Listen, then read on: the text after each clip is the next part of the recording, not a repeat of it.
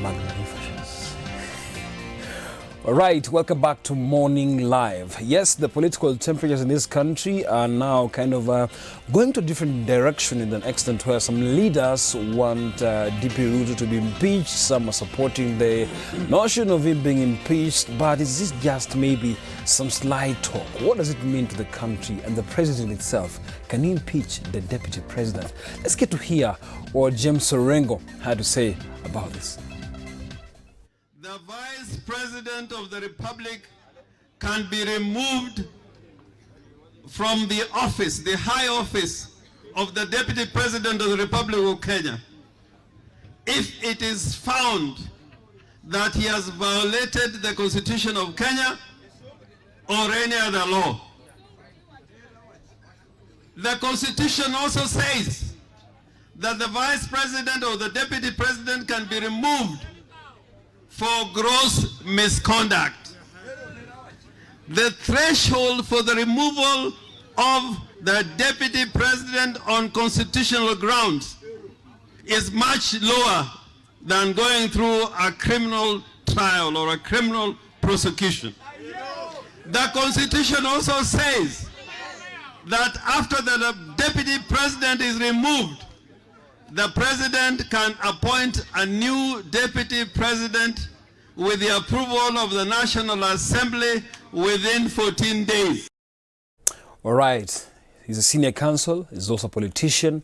And trust me, he said it. He's quoted the Constitution several times. And the presidents in this country, you know very well, the president is all about the deputy president and the president himself. I'm joined by Mr. Dennis Ntumbi once again in studio. Mr. Magnificent, who is actually here with me right here. And he'll be taking me through now this conversation. And trust me, when it was mentioned that some people want the deputy president to be impeached, some laughed and said, oh, goodness. Who's this trying to pull some stunts which are very not even possible?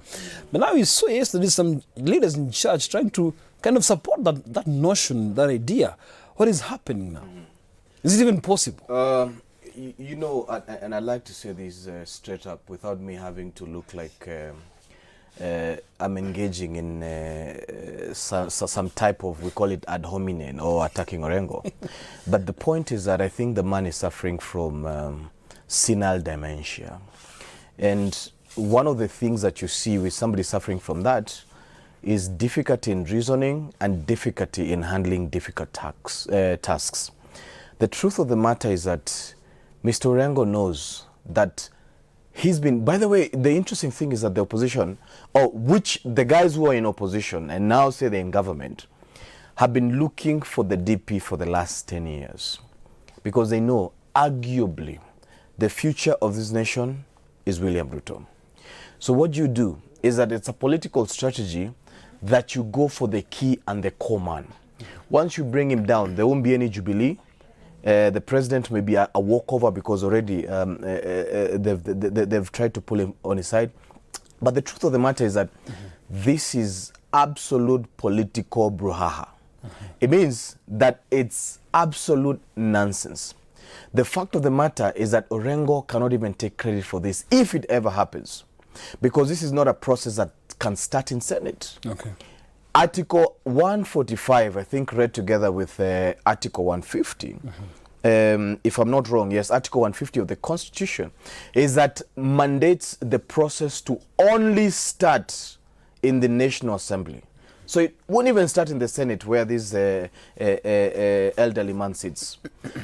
It must start in Parliament. And even in starting in Parliament, if you look at the legal threshold of removing a person in the presidency, you know, first of all, we're not talking about just the DP. Yeah.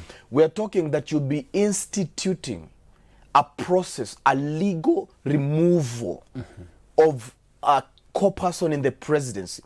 Is that it's not a walk in the park. Even in terms of getting a support of a third of the National Assembly, which has never happened in the country yet, even on supporting, unless when they're adding their salaries. Okay. But even in terms of passing any bill in Parliament, you haven't got that. After the entire process is done, a commission is formed of about 8 people or about 11, and thereabout, then they have to debate this. Then the person who's being accused must be properly represented, and he must defend himself. So we are talking about a process that could last for 3 years, 4 years, thereabout. We're not talking about something that we can just wake up and it's done. The truth of the matter is that it will sit in Senate. The only requirement of a Senate is just this process has managed to pass, which the procedure is almost legally untenable, by the way. Then you will get a nod from the Senate. You understand? But the truth of the matter is that the Deputy President will have an opportunity to defend himself against these fallacious accusations. Because I saw Mr. Orengo, the elderly man, in an interview at a media station. He was asked, what reasons do you have? Do you have proof? He had none. Do you have any matter that has been prosecuted in court? He had none. So technically what he was saying gross misconduct, he has abused his boss, fallacious accusations. Mentioned and you know, you can mention somebody. You know, we know the first thing that you need to do in politics to bring to assassinate someone's character is accuse them falsely. But the problem, the issue is that the opposition has failed. These people failed the opposition. When we dearly need the opposition in this country to adjudicate on matters of corruption and matters of developments, these characters are running across the country trying to assassinate the Deputy President at the end of the day. So what will that do? That will stall any development whatsoever that the presidency or the unitary state is supposed to deliver. This is something that we must speak against as Kenyans. It's wasting our times, is absolute hogwash and nonsense. And Orengo should get a life, because in his Siaya home, it is riddled with poverty. He's been in politics for over 40 years. I read him in my GSC book when I was a little boy and a young boy growing up. The man has delivered nothing. And to be very honest, he may have brilliant mind. You know, knowledge is not wisdom. You may have knowledge at the end of the day, and you're not wise to live in this world. The truth of the matter is that we must desist from such dejective politics. You cannot prosecute somebody within the courts of public opinion, and you haven't taken them through the constitutional pipeline that we need to see. Now another issue, some leaders also coming on board to support this notion by Bwana Orengo in this situation, but it's kind of confusing. Now you saw former Gatanga MP Peter Kenneth coming also strongly to actually say, indeed, we can do this. Do you think now with that it's giving some politicians confidence to just attack the DP in any way they would love to? It's not, you know, Peter Kenneth is arguably politically dead, completely. I mean, I was shocked to sort of see him trying to self-resuscitate himself, to trying to you know, the man is, you know, he has made every wrong political move that would be significant and synonymous to somebody who is completely unintelligent. And I was shocked to see the man trying to resuscitate himself on something that is absolutely hopeless. When we need Peter Kenneth to speak about the politics of development, the man has arguably tied himself to the kakitocracies, the filthiness of politics in this country. We need, you know, there's a time I supported Peter Kenneth. Then I realized this man arguably is only interested in money and he's not going anywhere. The truth of the matter is that what really frustrates us is that the guys that we thought were political geniuses or leadership geniuses are now showing us that they were nothing more than the making of filth. The problem that we have in this country is that people are trying to be politically relevant. And that is what is dangerous, absolutely. Look, we have only less than 3 years that this government then will be dropped and we'll get another government in place. Why don't we give them an opportunity to deliver developments? Why don't we strengthen the institutions that are fighting graft, you know, that are mandated constitutionally to fight graft, and that's the EACC at the end of the day.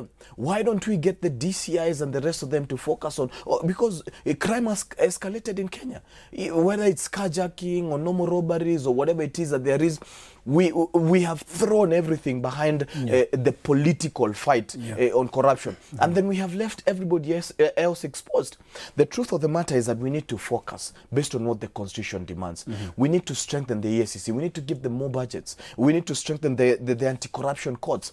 We need to strengthen the anti-corruption procedures. We need to get Parliament to discuss this. We need to get Parliament to develop new laws that punish the corrupt at the end of the day.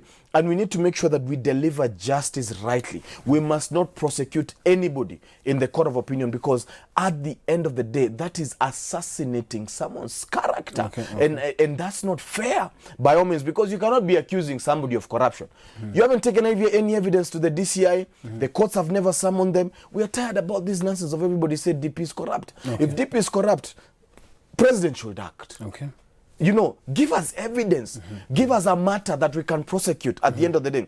So if Orengo says the DP is corrupt, can Orengo go to the DCI and give the information he says he has? Because the man is an idler at the end of the day. You know, he has his demigod that he's worshipping and wasting the rest of our times. Kenya, we need development. We need to see roads. We need to see our healthcare sector go up. We need to see the launch of the competency-based curriculum. We need the socio-economic status of Kenyans lifted. We have no time for rubbish politics. And that is what we need to tell our politicians. Politics is not feeding us. That nature of dangerous politics that they want to take us through. They want, let me tell you what the way ODM has operated in the last century. Actually, I'll call it century, because a lot of the guys, they are pretty old. And they've never retired. The truth of the matter is that they have always sought to create a political crisis. And in that political crisis, that's how they harvest handshakes, coalition governments, and anything else. They do not believe in democracy. They have never delivered democracy. They stopped the second election from running. What they stopped their guys, they barricaded roads. You know, they oppressed and they depressed and they repressed anything that is democracy. They need to let democracy thrive in this country. Now, we'll be following up on this story, we have to, because it's a serious matter. It's a serious matter. It's a serious matter. The conversation will still be going on, but right now, let's now shift focus to our neighbors, Tanzania, where the Committee of Project Journalists welcomed now ruling on Friday by the East African Court of Justice, EACJ, that multiple sections of Tanzania's Media Services Act restrict press freedom and freedom of expression, and called on the Tanzanian government to repeal the act. Now, in a judgment on the application filed by 3 Tanzanian NGOs, the Arusha-based EACJ found that multiple sections of Tanzania's 2016 Media Services Act, including those on sedition, criminal defamation, and false news publication, restrict press freedom and freedom of expression, and thereby breach the constitutive treaty of the East African Community, a regional economic bloc which Tanzania is a member. The EACJ directed Tanzania to take such measures as are necessary to bring the law into compliance with the treaty, according to the judgment, which of course was seen by ICJ. Now, very interesting, because of course we've been seeing Tanzania to be very, very tight on journalists. But again, let's link at the listen to the phone link, and we go on straight to this discussion. Hello. Haya, niambie sasa. Mimi naitwa Ana Henga, ni mkurugenzi mtendaji wa Kituo cha Sheria na Haki za Binadamu nchini Tanzania. Jana Mahakama ya Afrika Mashariki imeitaka serikali ya Tanzania kuondoa vifungu kandamizi katika sheria ya huduma ya vyombo vya habari ya mwaka 2016. Na kesi hii sisi tulifungua kama Kituo cha Sheria na Haki za Binadamu pamoja na mashirika mengine mawili yanayotetea haki za binadamu na haki za uhuru wa habari. Sasa katika hii shauri ni vifungu vipatavyo 16 ambavyo tulikuwa tunavipinga. Na tulikuwa tunavipinga kwa sababu vinakinzana na mkataba wa Jumuiya ya Afrika Mashariki na pia katiba yetu ya Jamhuri ya Muungano wa Tanzania inayohusiana na uhuru wa vyombo vya habari. Kwa hiyo, kwa mfano, kifungu kimoja hapo ambacho kilikuwa kina matatizo ni kifungu ambacho kinasema kila mwandishi wa habari anatakiwa aandikishwe, na imetengenezwa bodi maalumu ya kuandikisha hawa waandishi wa habari. Kwa hiyo hii inanyima uhuru wa habari, kwa sababu kuna waandishi ambao ni freelance, kuna waandishi ambao ni waandishi huru. Kuna mtu atataka tu arushe kitu chake ambacho amekifanyia utafiti, kwa anataka atoe habari hiyo, Kwa hiyo hiki kifungu kilikuwa kinaweza kuwanyima watu haki zao za kuwa huru. Pia sheria hii, kifungu kingine kimetoa makosa mengi sana ya jinai. Criminal penalty. Kwa mfano vifungu 35 mpaka 40. Jinai. Ni kama sheria ambayo imewekwa kwa ajili ya kukomoa watu. Kifungu kingine cha mwisho, labda katika vifungu ni vingi, lakini kimoja wapo ni kwamba kimeweka kwamba habari ambazo ni majungu, kwa Kiingereza tunasema rumors, zitachukuliwa hatua kali za sheria. Sasa majungu, hakuna tafsiri ya majungu. Kwa hiyo habari yoyote, mtu yule ambaye ana regulation ya hizi kanuni au hizi sheria anaweza akasema ni majungu kama ni habari ambayo hajaipenda. Kwa hiyo ni vifungu vingi ambavyo kwa kweli tuliona kwamba vinakiuka haki za binadamu, hususan haki ya habari. Tukaamua tuende mahakamani, mahakama yetu nzuri ya Afrika Mashariki, tuweze kuipinga. Haya, asante sana. All right, so is it a high time that the Tanzanian government should actually ease up on their journalists? So, Bwana Nthumbi, it's been a long journey as far as the freedom is concerned, and you know very well in Tanzania it's kind of very, it's a different ballgame actually. What do you think about now the new law, the fact that the EAC bloc actually will now be able to now kind of save the Tanzanian journalists? You know, the situation actually in Tanzania on matters of journalism is a crisis which is unprecedented. And there's absolutely no way even the EAC can be able to crack down on Magufuli. Okay. And you know, it's difficult to crack down on Magufuli because he's absolutely defiant. And he has been called several, even with international partners. Okay. He has lost even when it comes to donors. And the relationship, of course, with other countries, especially Western countries or European countries and European bloc, has gone perhaps from worse to worst. And this is because he's gone absolutely bare knuckles on any journalism that is seen to criticize his leadership or write any bad stories regarding Tanzania. He has banned newspaper publications or whatever it is that there is. Anything that criticizes anything he's working on, he has basically sought to destroy it or stop it. Now, this model is very interesting because this model actually worked for Singapore. Shocking. You know, it's a gross abuse. But leaders, some leaders from developing countries are actually learning from the model that Singapore operated, because former Prime Minister Lee Kuan Yew, it's called Lee Kuan Yew, former Prime Minister of Singapore. Actually, what he did, when he got into power, he completely banned bad press, whether it was true or not. What he did, he was seeking to turn the media around to publish positive stories for Singapore. Because any negative story was keeping tourists away, it was keeping investors away, it was basically punishing the country in one way or the other. So what he did, he went on a completely bollocks crackdown, you know, and there was a major outcry. But you know, after a while, then what happened is that journalists then started churning positive stories. You know, the thing is this, I believe that we may not go through that model, but I believe that Mr. Magufuli, or His Excellency Magufuli, can then you know, soften his stance. You know, it's about making them partners. It's about making them believe that perhaps you have a better development agenda for the country. It's first making them believe, look, I do not want any bad stories published. But you see, at the end of the day, it's a very thin line, because what you're doing is that you're stifling the freedom of press, which is not a good thing. In Uganda now, we have another situation where the government is stopping a young man from pursuing his talent now because he's a rapper. Now the government says he needs to go back to school. That boy has nothing to do in that society as far as rapping is concerned. And trust me, he's been told to stop rapping and go back to school. Now, talent, school, it's been a topic we've been talking about for so long, Yeah. and trust me, Yeah. in Uganda, I don't think if they're really kind of serious with that. Do you think it's even right to tell this young man to actually go back to school? You know, it's the same in Kenya and it's the same in Africa. I think because you see, the problem is that, and the tragedy is that we really, really don't support talent. Yeah, yeah. And it's a tragedy because what they need to do is that they need to nurture this man. Okay, This man is... just hold on. Let's hear this guy. Let's hear this guy.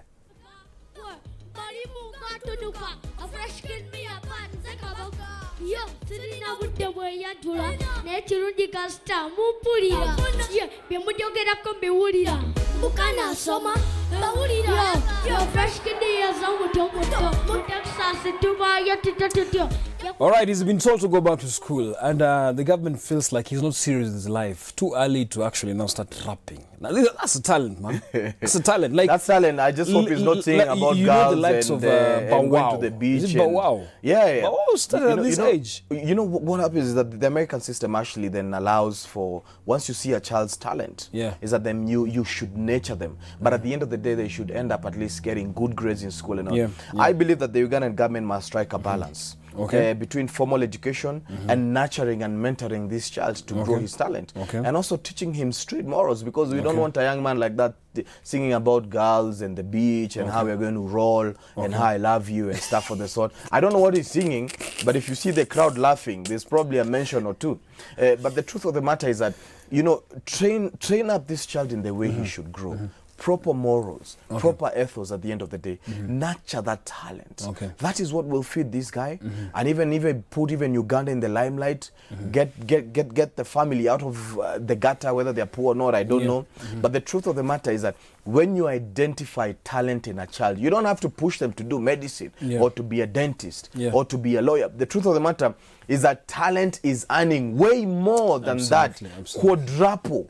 I mean, if you look at the highest earning Kenyan, must be a footballer or a musician. Artists, actually. You know, at the end of the day. So art is huge. Okay. And art is a sector that we cannot downplay. Okay. Mentor that child. Okay. Put his morals in place at the end of the day. Absolutely. Make sure he gets good grades in school, but strike a balance, and Uganda has a serious star. Absolutely. Thank you so much, Mona Dennis and Tombi, for truly coming. appreciate Talking you about having me. arts, actually, you want to talk about a very interesting piece of art that was made in Africa. The boy who harnessed the wind. Maxwell Simba is in the studio. And of course, Martin Gidinji will also be joined by Maxwell in studio. And we're talking about this film. Trust me, it's a very, very inspirational, true story film that actually Kenyan actors also featured. All that coming to you after a short break.